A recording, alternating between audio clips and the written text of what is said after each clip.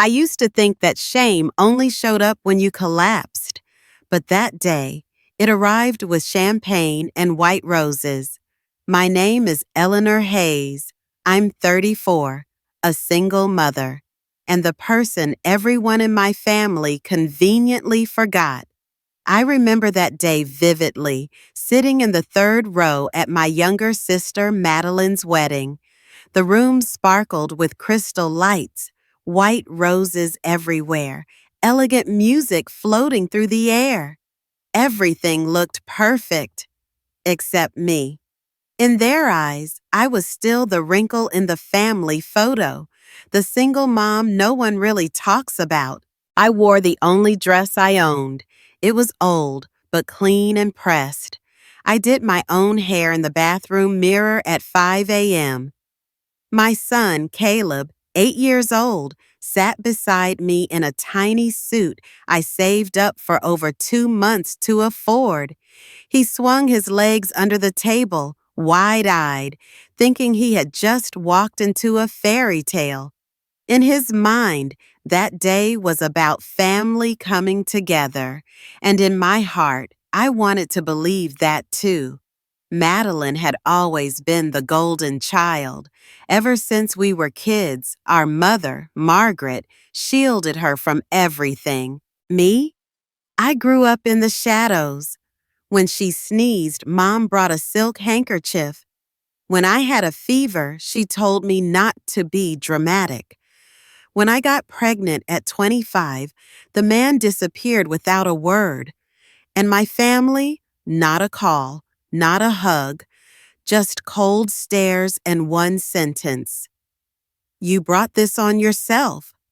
But I raised Caleb alone, worked 2 jobs, morning coffee shop shifts, late-night hotel front desk. Every Saturday, I made him pancakes. He called me a superhero, and I believed that was enough.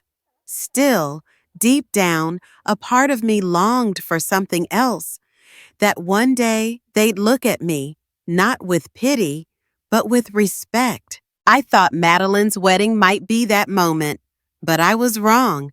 When Madeline raised her glass for a speech, I hoped for something kind, a simple thank you, a gentle nod to the sister who sat quietly in the back. But instead, she said, "My sister," a strong single mom, and clearly someone nobody wanted. The room exploded in laughter. I froze.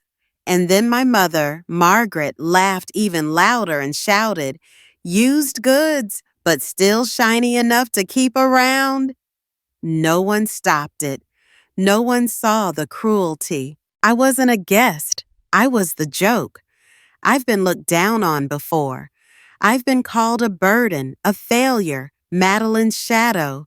I've endured worse. But this time, Caleb was there, sitting beside me. The little boy I'd read bedtime stories to, the one I kissed goodnight every single night, was now watching adults laugh at his mother like she was some punchline. I wanted to stand up, yell, walk out. But my legs felt frozen. My mouth was dry. My heart thudded like it might burst. And then a chair scraped loudly. Nathan, the groom, stood up. He didn't look at Madeline. He didn't look at my mother. He looked straight at me, and then he said, calmly but firmly, "I can't pretend to laugh anymore. This isn't funny. This is cruelty." The entire room fell silent. In the minutes that followed, he said everything I had kept inside for the past 10 years. He spoke of the strength it takes to raise a child alone, the way people disguise cruelty as jokes, how this wedding, this family, had turned celebration into humiliation. Then Nathan put the microphone down and walked out. No one applauded. No one stopped him. Everyone just stared. I stood up, took Caleb's hand, and walked out of that room full of silence. For the first time in my life, I wasn't ashamed of walking away. I didn't win because I fought back. I won because I stopped being silent. If you've ever sat in a room and felt invisible, if you've ever been dismissed just for living differently, I want you to know you're not wrong. You're not alone. Please stay until the end of this video because this story doesn't end here. There's more I want to share about Caleb's quiet hug that night and the anonymous note left on my doorstep the next day. To the lioness, and if you too are learning to rise again after years of being quiet, I see you. I had imagined this moment so many times that my sister, Madeline, in her stunning white wedding gown, would be standing in a room filled with soft lights and white flowers. And just for a brief, fleeting second, she would remember me as her sister. I imagined she'd say thank you, say something kind, offer some quiet acknowledgement, however small, that I, who once held her when Mom was away, who stayed up with her through winter fevers, still had a place in her life. I never expected her to call me the perfect sister. I just hoped she wouldn't choose to turn me into a joke. But she did. My sister Eleanor, the strong single mom, and clearly nobody's first choice. Her voice was light, laced with a playful giggle, like it was the cutest joke of the night.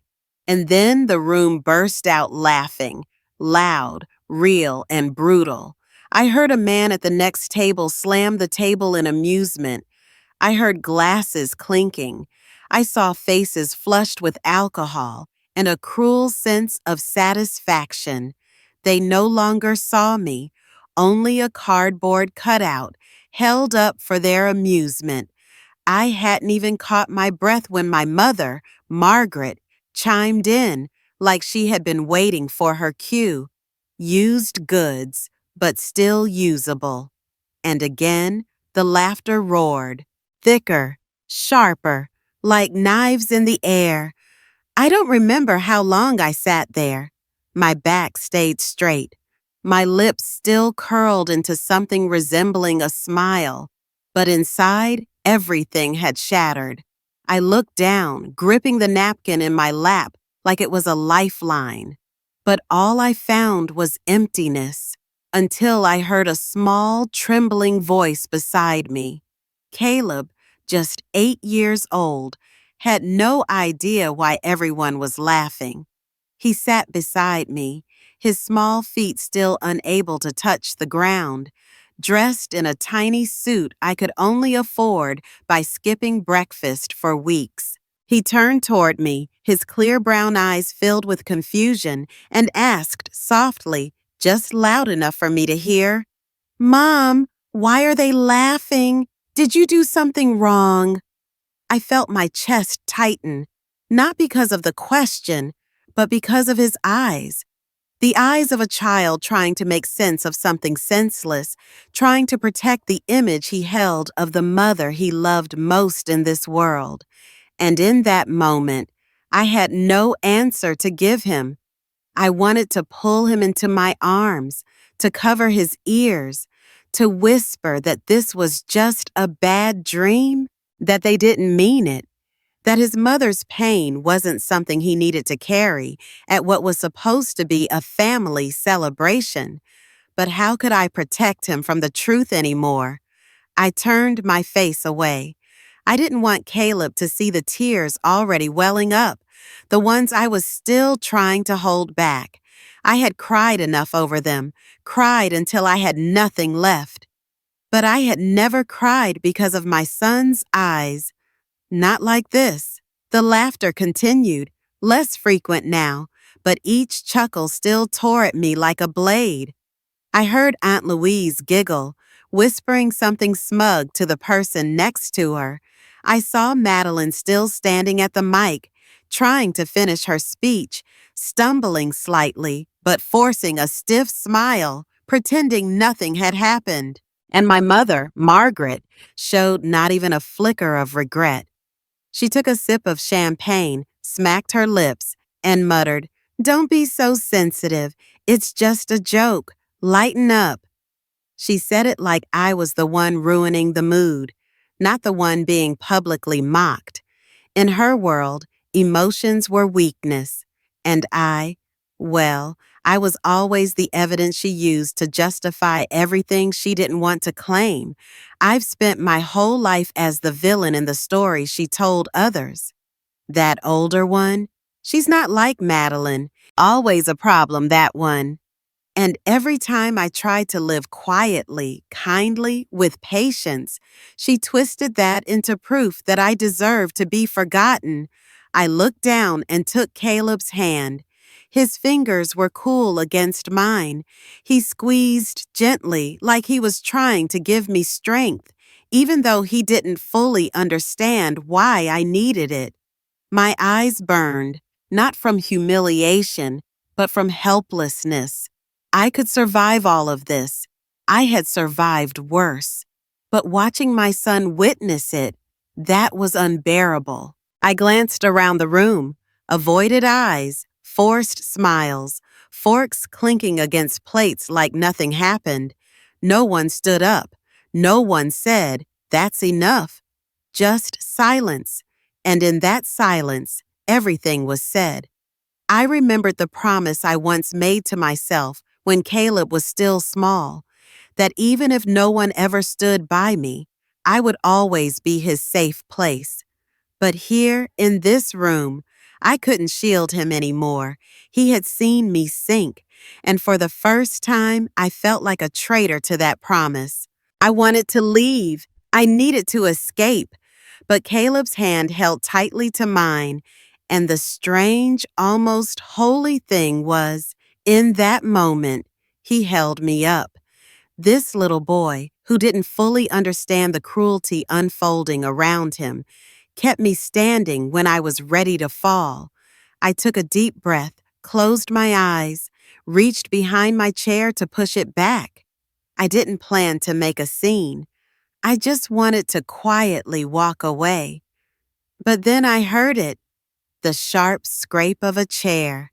From the main table, Nathan, the groom, a man I'd barely spoken to, exchanged only a few polite words with at the rehearsal dinner.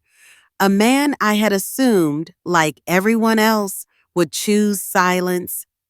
But he stood, pushed his chair aside, and walked toward my table. I saw the color drain from his face. His jaw clenched. His hand gripped the microphone like he was holding something far more important than reputation, or a party, or even his own wedding. He didn't look at Madeline. He didn't look at Margaret. He looked straight at me, with an expression that held no pity, no judgment, just truth. I felt my heart pause. Even Caleb turned to watch him, his wide brown eyes sensing something important was about to happen. And then Nathan spoke. "I can't sit here and pretend this is normal," he said. "I can't stand in front of this family today and act like nothing is wrong." The entire room held its breath.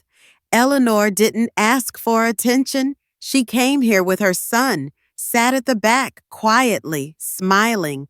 She chose to come, even though she wasn't welcomed. And you, her own family, chose to turn her presence into a punchline. Then he turned to Caleb, his voice softened. "And worse, you let a child witness it." I didn't know when the tears had started. They weren't loud. They weren't bitter. They just came because there was no reason left to hold them back. Nathan glanced around the room, slowly, deliberately, letting no one escape his gaze. Then he lowered the microphone. I think I need to ask myself, what kind of person I'm about to become. And with that, he turned, walked straight out of the wedding. No blessing, no second look. After Nathan left, it was like someone had unplugged the entire room from reality. All the lights, the frozen smiles, the glittering glasses, the empty toasts. They stopped feeling like a celebration and started looking like a hollow performance. No one laughed. Madeline stood frozen at the head table, her eyes locked on the back of the man who had just walked out of her life. Without a word. She didn't cry. She didn't scream. But the shock on her face, the tight press of her lips, the tremble in her jaw, it said enough. She hadn't seen this coming. For years, Madeline had lived in a safety net woven by my mother, Margaret, a golden crown of excuses and second chances as long as she stayed pretty, successful, and useful to the family image. And I had always been the cautionary tale, the name my mother only mentioned when she needed to prove that Madeline was the family's redemption. So when Margaret stood up, her voice sharp and shrill, "That man is ungrateful! Do you see now, Madeline? I told you, anything connected to Eleanor is a disaster. She ruins everything, every single time." No one replied. No one nodded. No one cheered. No one shared her outrage. Margaret's voice, once the ruling force of every family gathering, fell flat, like a stone dropped into a frozen lake. Not even a ripple. And me. For the first time in my life, I stood up, not out of anger, not out of pride, but because there was simply no reason left to keep sitting. I took Caleb's hand. I stood tall, no bowed head, no final words, and walked in the opposite direction. People moved aside. Some tried to smile. Some opened their mouths to say something, but stopped. I didn't need them to say anything anymore. No apologies, no excuses, because the truth had already spoken, not from me, but from the only person brave enough to say that cruelty should never be passed off as normal. I passed by my mother's table, Margaret. She turned her face away, jaw clenched, but she didn't say a word. There was no more power behind her gaze, just confusion, uncertainty, and maybe, just maybe, a flicker of fear. As I neared the door, a soft voice called behind me, "Eleanor." I turned. It was him, Grandpa Henry. He rose slowly, shoulders slightly hunched, eyes rimmed with red. He stepped toward me, carefully, gently, and when his eyes met mine, I saw it. He wasn't looking at a disgrace or a disappointment. He was seeing me, his granddaughter. "I'm sorry," he said, voice trembling, almost too soft to hear. "I should have stopped this years ago." Caleb looked up at me, then at him. He didn't fully understand, but he felt the shift in the air. I gave his hand a small squeeze, just to let him know I was still here. I looked at Grandpa. His eyes didn't flinch. There was no defensiveness, only the quiet, aching regret of a man who could have spoken up, but didn't. "Margaret always had a way," he said, eyes falling to the floor, "of making silence seem like wisdom. But wisdom isn't always right, not when silence lets someone get hurt." My heartbeat slowed, like my emotions were passing through a narrow funnel, no longer overflowing with anger or forgiveness. Just a long, quiet exhaustion that had lived unnamed for too many years. "I'm not angry with you," I said, my voice hoarse, "but I won't carry anyone else's shame anymore." He looked up. His tired eyes shimmered, but I didn't cry. Not because I wasn't moved, but because I've learned to save my tears for things that truly deserve them. I nodded to him, a simple nod, not sharp, not sentimental, just enough. Then I turned and kept walking. No one called after me this time. I led Caleb outside. The air was different out there. Cool, still, no glittering lights, no clinking glasses, no carefully constructed lies I'd swallowed my whole life. Caleb looked up at me and asked softly, "Mom, is the wedding over?" I bent down, smoothed his hair, and smiled. "Yes," I said. "I think it ended. Right on time. I don't know what will happen next. I don't know if Madeline will come to apologize. I don't know if Margaret will call to say anything. But I do know this. I walked out of that room with something I didn't think I still had: dignity. I wasn't the winner, and I didn't need to be. All I needed was for Caleb to see that his mother didn't bow her head when disrespected. That silence doesn't always mean weakness, and that sometimes one person saying enough is enough to rewrite the entire story. We stepped down the front stairs toward where I had parked the car. I opened the door and buckled Caleb in. He leaned his head against the window, his eyes fixed on the glowing building we had just walked out of. Beautiful, grand, lit up, and empty. I didn't turn on the radio.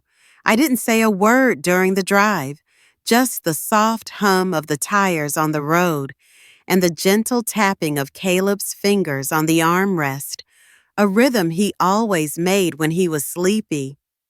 When we got home, I carried him to his room, changed his clothes, tucked him in, and kissed his forehead. He looked at me, calmer than before. "Are you sad, Mom?" he asked. I thought for a moment, then whispered, "Yes, but just a little." Because this sadness didn't gnaw at me like it used to. It wasn't the kind that swallowed me whole in the dark.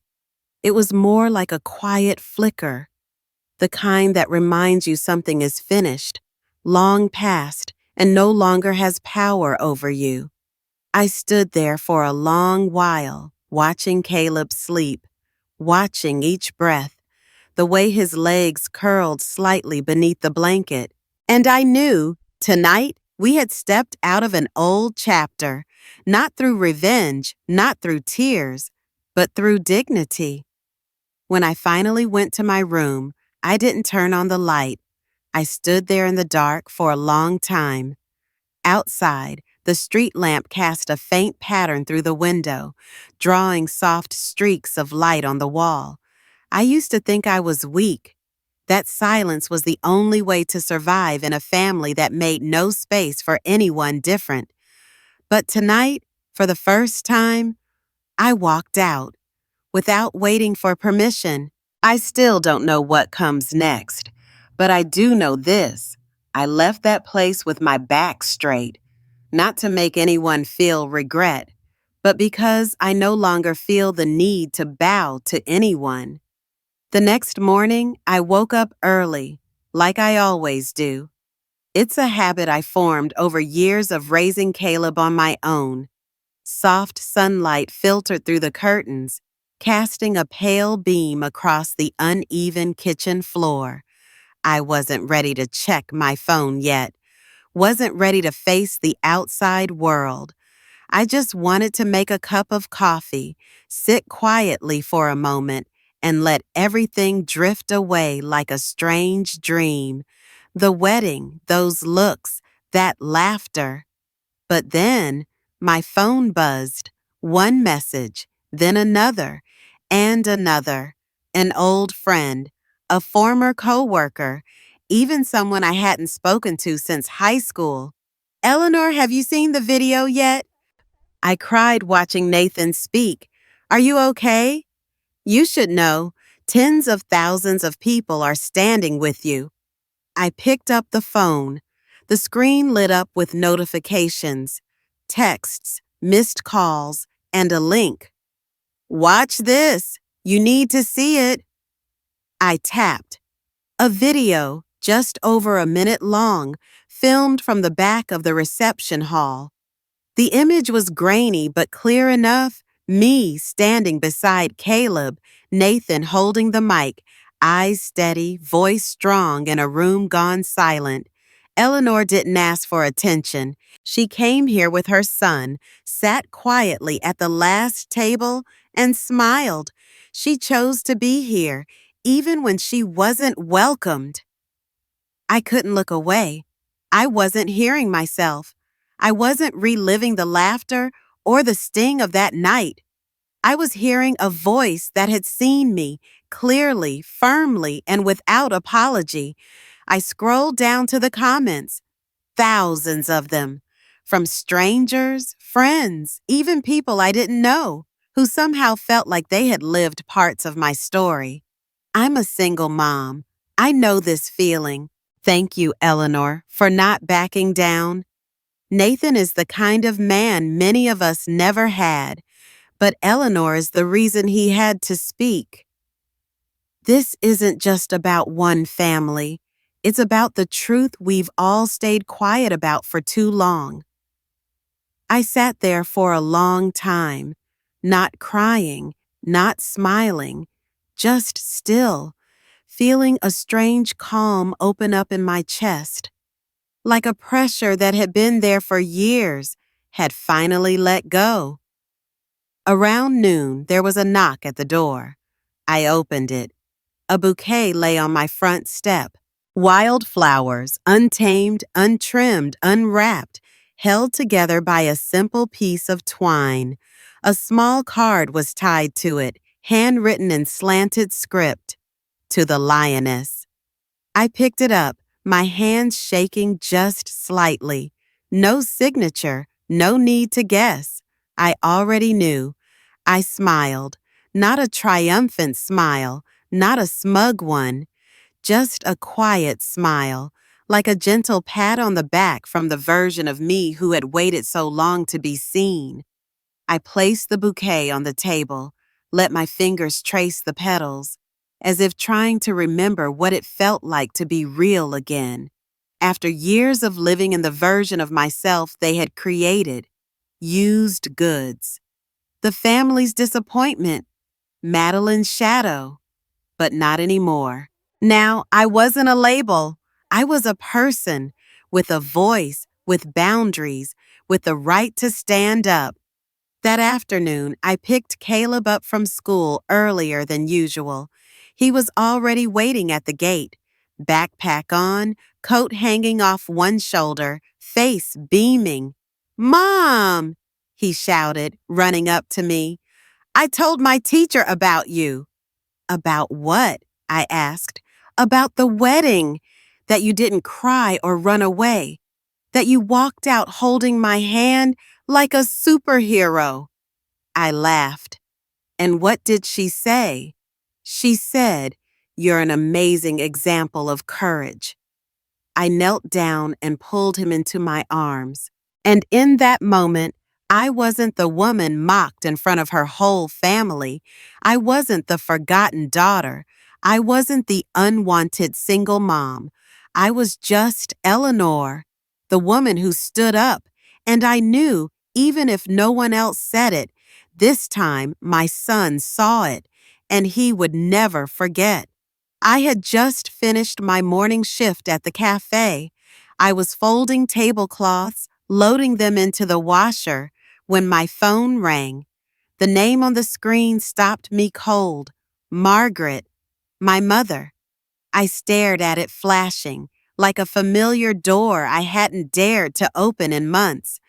And I knew exactly what would be waiting on the other side. Not an apology, not a check-in. Definitely not that. I picked up. Her voice came through immediately. No greeting, no pretense. "Eleanor, you've embarrassed this family." I wasn't surprised. I wasn't even disappointed. It was almost funny how she always opened with an accusation, like I was the villain in the lifelong play she'd written in her head. "I told you, you should always protect the family's image.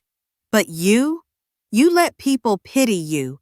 You drag the internet into our personal business. These people don't know anything, Eleanor. They saw one clip, a few dramatic lines, and now they're judging an entire family.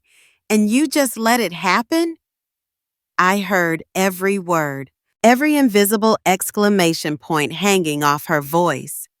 But I didn't flinch this time. I didn't feel small. I didn't even ache. I looked out at the window. Sunlight streamed through the metal grates, laying soft golden stripes on my cracked kitchen tiles. This tiny kitchen, cramped, cluttered, was the only space in my life where her voice no longer reached. I raised the phone to my ear again, calm, steady, and for the first time in my life, I wasn't afraid of my own mother. Is that all you called to say? Silence. Just a beat. The kind of pause that used to hold power. The kind that once made me question myself. I just thought, you should know better, she finally said. The way you stood there, acting innocent, when really you've always been the one stirring the pot, always needing something, always saying you're hurt, always playing the victim. Enough, Eleanor. You've gotten too comfortable in that role. I laughed, softly, not bitter, just the kind of laugh you let out when someone tells a bedtime story they still think people believe. You're wrong, I said. I'm not playing any role anymore, and I don't need you to believe I'm hurting. I only need you to understand one thing. I took a deep breath, not because I needed the air, but because I was finally letting go of the weight I'd carried for 3 decades. I'm not your scapegoat anymore. Silence again, but this time it wasn't powerful. It wasn't loaded. It was hollow, like she didn't expect those words to come so clearly, so calmly, and worst of all, without asking her permission. Eleanor, her voice this time wasn't sharp, but it wasn't soft either. Just the sound of someone used to holding the reins. Suddenly realizing her hands were empty, I didn't wait for whatever came next. I didn't need reasons. I didn't need explanations. I didn't need another lecture about family, duty, or sacrifice. Goodbye, Mom. I hung up. No shaking, no regret, no anger, just closure. That night, I didn't tell Caleb, not because I wanted to hide anything, but because I didn't want him to carry a weight he wasn't old enough to understand. So I did what I've always done best. I made dinner, warmed his milk, folded the clean laundry, hung his backpack by the door so that in the morning everything would be ready for a new day. I didn't need to win. I just needed peace. Before bed, Caleb crawled under the covers.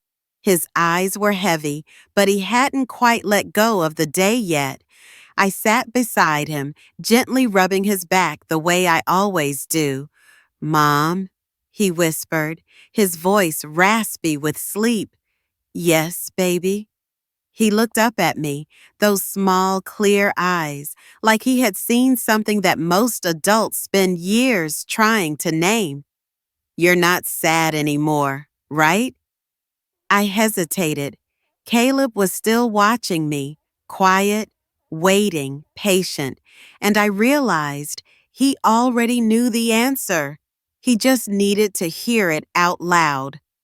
"No," I said softly, "I'm not sad anymore." "Because you're strong?" "Because I don't need anyone's permission to be happy anymore." He nodded, then curled into himself. A few minutes later, his breathing grew slow and steady.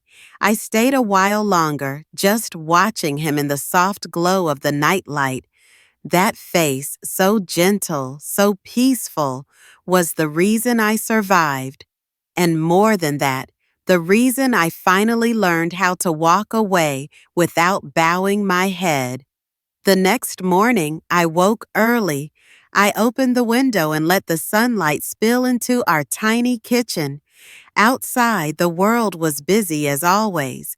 But inside, I felt a stillness I'd never known before. I brewed coffee, tore off the last page of an old wall calendar, pinned up the new one, a fresh square, clean, empty, a new day, a new page.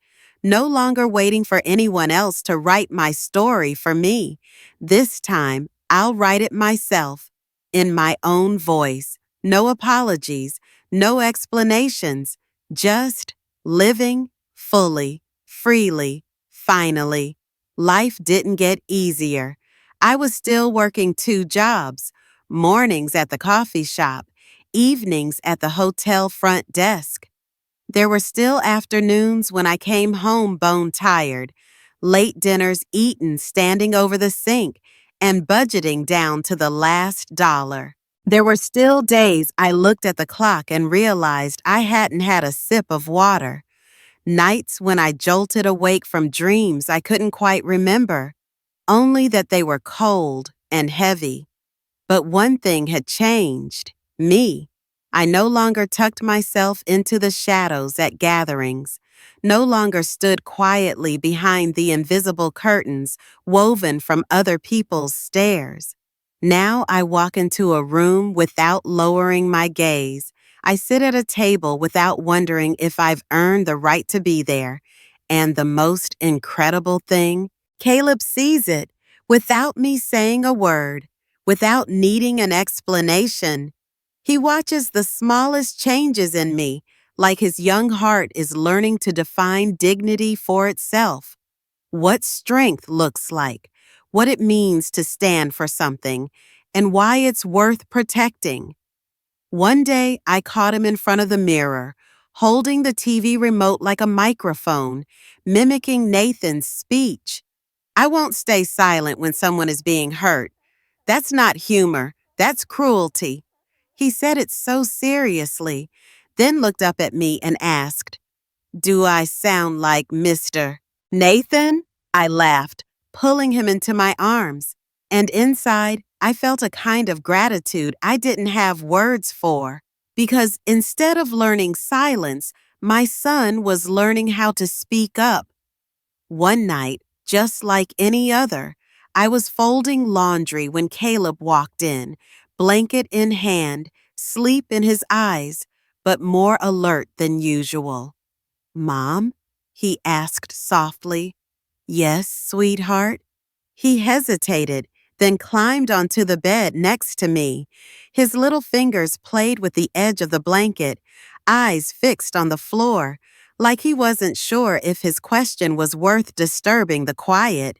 "Are you still sad about Aunt Madeline?" I set the shirt down, turned to face him, and smiled. "Not anymore, baby." He nodded slowly, then whispered, almost to himself, "I think you won, even though it wasn't a fight." I froze. That simple, piercing sentence made my heart pause in a way I hadn't expected. "Why do you think that?" I asked gently, as if afraid of breaking something fragile. "Because people don't look at you the same now, and because Mr. Nathan left. But you didn't cry. You didn't say anything, but you were still standing." I pulled him into my arms and held him for a long time. He was only 8, but I knew in that tiny heart of his, something had shifted forever since that night. And my silence, what I used to see as failure, had somehow become his first lesson in the quiet strength of dignity. 6 months after that wedding, that wasn't. I still hadn't heard from Madeline. The wedding photos vanished from her social media like they never existed. No explanations, no apologies, just silence, the kind I grew up with. Silence to erase, silence to wait for the other person to feel guilty enough to come back. But this time, I didn't come back, and I didn't feel guilty. I heard through someone that Madeline had pulled out of a few social events, that she avoided people who had been at the wedding. I didn't feel satisfaction. I didn't feel vindicated. I just felt light, like I had finally let go of something that was never really mine to carry. One afternoon, after my shift at the cafe, I noticed a woman waiting outside the door. She looked to be in her early 40s. I didn't recognize her. She was simply dressed, calm. She stepped toward me and smiled. "Eleanor, right? I'm sorry if I'm bothering you. I just wanted to say I saw that video, and I just wanted to thank you." I took a small step back, surprised. "Thank me for what?" "For not letting them silence you, and for letting your son see it." Then she reached into her pocket and pulled out a small piece of paper, handing it to me. "I don't have flowers, but this is a note I wrote to myself 10 years ago. I think you should keep it." She left after that. She didn't wait for me to read it. She didn't ask for a reply. She just left behind something that felt like confirmation that my story was no longer just my own. I unfolded the note. The handwriting was neat, aged, with ink faded in some spots. "One day, I won't be sitting in the corner of the room. I won't need someone to tell me I'm worthy of being present. I will stand up, not for anyone else, but because I'm no longer afraid." I placed the paper into my wallet, and I knew I had arrived at that day. These days, Caleb likes to say things that are far too big for his age. He often stands on chairs, announcing proudly things like, "No one is allowed to disrespect my mom. My mom is the bravest person in this room." I don't hush him. I don't correct him, because I know the world will teach him caution soon enough. But before that happens, I want him to know some things deserve to be said out loud, especially the truth, especially the kind of love that's unconditional for the person who dared to step out of the shadow others cast for her. I don't need an apology from Madeline. I don't need a call back from Margaret. I just want Caleb to grow up in a world where he understands that silence isn't weakness. And standing up, even when no one claps, is still a victory. I don't know if anyone will ever bring up that wedding again. Maybe it will fade from the memories of those who laughed and applauded in that room. Maybe they'll call it an unfortunate incident and move on like nothing ever happened. But for me, it doesn't need to be mentioned again because I carry it with me, not as a wound, but as a milestone. The day I stopped contorting myself to be accepted. The day I understood dignity doesn't live in the eyes of others. It lives in how you walk away from places that no longer hold space for you. And Caleb, my son, will grow up not in the echoes of ridicule, but in the memory of a mother who stood tall even as the whole room turned its back. If you've ever been dismissed, mocked, or silenced just to be considered family, you are not alone. Tell your story. Share what you've endured. Don't let anyone tell you that you need to shrink to fit into their comfort. If you've made it this far, I want to thank you for staying, for listening not only to my story, but maybe to your own as well. You deserve to be heard. You deserve to be seen. And you deserve to step forward with your head held high.